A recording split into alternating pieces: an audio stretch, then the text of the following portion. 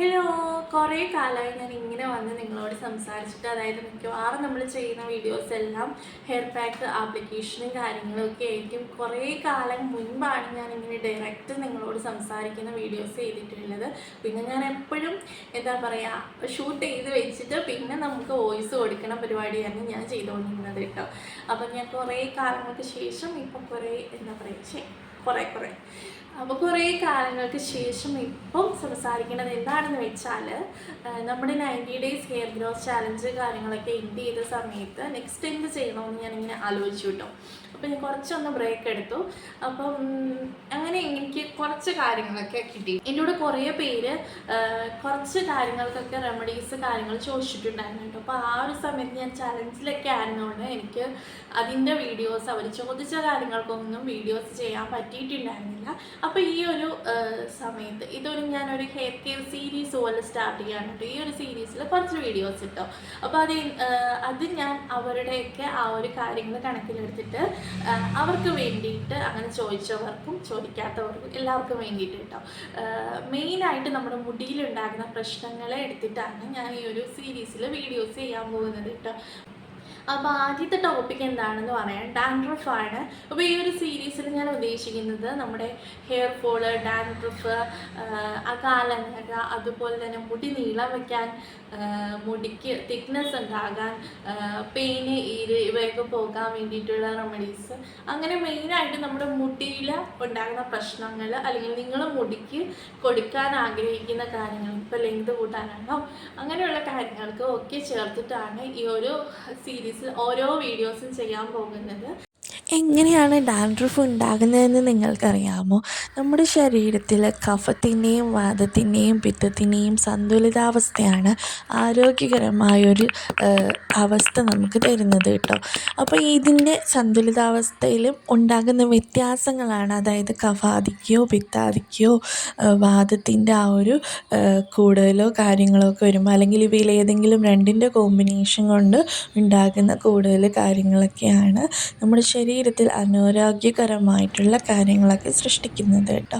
അപ്പം ഇതിൽ കഫത്തിൻ്റെയും വാതത്തിൻ്റെയും ആധിക്യം കണ്ടിട്ട് നമുക്ക് ഓയിലി ഡാൻഡ്രഫും, പിത്തത്തിൻ്റെയും വാതത്തിൻ്റെയും ആധിക്യം കൊണ്ടിട്ട് ഡ്രൈ ഡാൻഡ്രഫും ഉണ്ടാകും. അതായത് ഡ്രൈ എന്ന് വെച്ചാൽ അത് മൊത്തത്തിൽ ഡ്രൈ ആയിരിക്കും, പൊടി പോലെ സ്കാൽപ്പ് ഇളകി വരുന്നത് പോലെ നമുക്ക് തോന്നും. ഇനി ഓയിലി ആണെങ്കിലോ ആ ഒരു ഡാൻഡ്രഫിൽ ഫുൾ ഓയിൽ ഉണ്ടായിരിക്കും കേട്ടോ.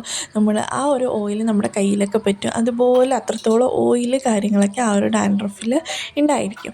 അതാണ് ഓയിലി ഡാൻഡ്രഫ് എന്ന് പറയുന്നത് കേട്ടോ. അപ്പം ഈ ഒരു അവസ്ഥകളൊക്കെ ഇങ്ങോട്ട് അഗ്രവേഷൻ കാര്യങ്ങൾ ഉണ്ടാകുമ്പോൾ, അതായത് ഇപ്പോൾ പിത്തത്തിൻ്റെയും വാതത്തിൻ്റെയും അല്ലെങ്കിൽ കഫത്തിൻ്റെയും വാതത്തിൻ്റെയൊക്കെ ഈ ഒരു അഗ്രവേഷൻ കാര്യങ്ങളൊക്കെ ഉണ്ടാകുമ്പോൾ നമ്മുടെ സ്കിന്നിൽ നിന്ന് നാച്ചുറലായിട്ട് ഡെഡ് സ്കിൻ സെൽസ് കാര്യങ്ങളൊക്കെ പോകും, അതുപോലെ തന്നെ സ്കാൽപ്പിൽ നിന്നും പോകും.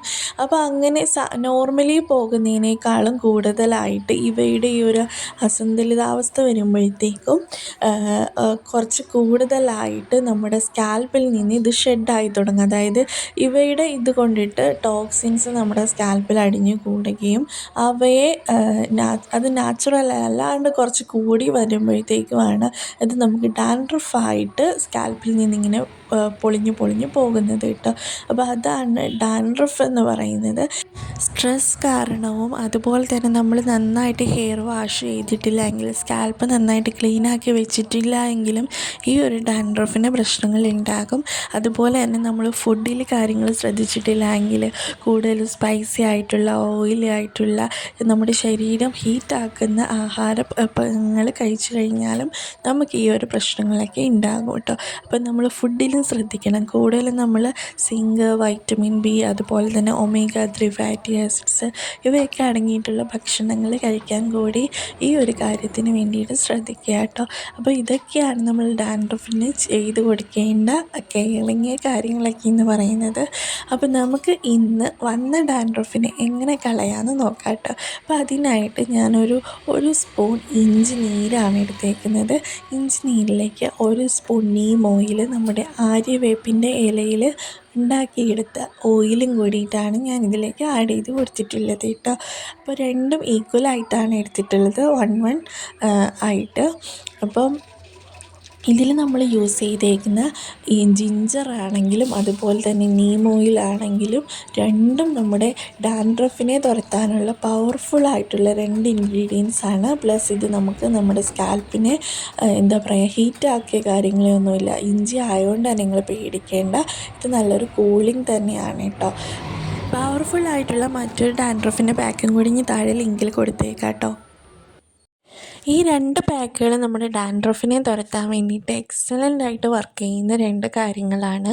അപ്പം തീർച്ചയായിട്ടും നിങ്ങളിതിൽ ഏതാണോ നിങ്ങൾക്ക് ചെയ്യാൻ പറ്റുക ആ ഒരു പാക്ക് ഇട്ട് എടുക്കാം. നമുക്ക് വീട്ടിൽ തന്നെ സിമ്പിളായിട്ട് നമ്മുടെ ഡാൻഡ്രഫ് കാര്യങ്ങളൊക്കെ എന്നേക്കുമായിട്ട് പോക്കാൻ പറ്റും. അപ്പോൾ ഇതിനോടൊപ്പം തന്നെ ഈ ഒരു ടിപ്സ് ട്രൈ ചെയ്യുന്നതിനോടൊപ്പം തന്നെ ഞാൻ ബാക്കി പറഞ്ഞ കാര്യങ്ങളൊക്കെ ഒന്ന് ശ്രദ്ധിക്കുക. അങ്ങനെയാണെങ്കിൽ നമുക്ക് എന്നേക്കുമായിട്ട് ഈ ഒരു ഡാൻഡ്രഫിനെ കളയാനായിട്ട് സാധിക്കുന്നതായിരിക്കും.